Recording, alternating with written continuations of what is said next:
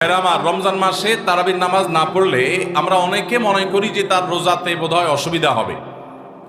এটা সম্পূর্ণ ভুল ধারণা। তারাবি একটা ইবাদত, রমজানের রোজাটা আরেকটা ইবাদত।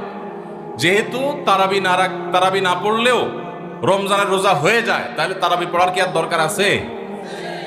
কেন? রোজা তো হয়ে যাবে। আলাদা ইবাদত।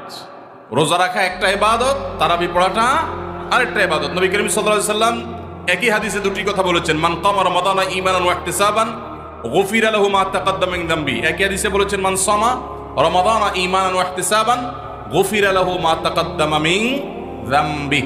যে ব্যক্তি ঈমান এবং ইখলাসের সাথে রমজানের রোজা রাখবে, আল্লাহ তার পূর্বের গুনাহ মাফ করবেন। যে তারাবি পড়বে তারও পূর্বের গুনাহ মাফ করবেন ইনশাআল্লাহ। এজন্য ভাইরা, তারাবির নামাজ পড়তে হবে। এটা সুন্নাহ, গুরুত্বপূর্ণ সুন্নাহ, সাধারণ সুন্নাহ না।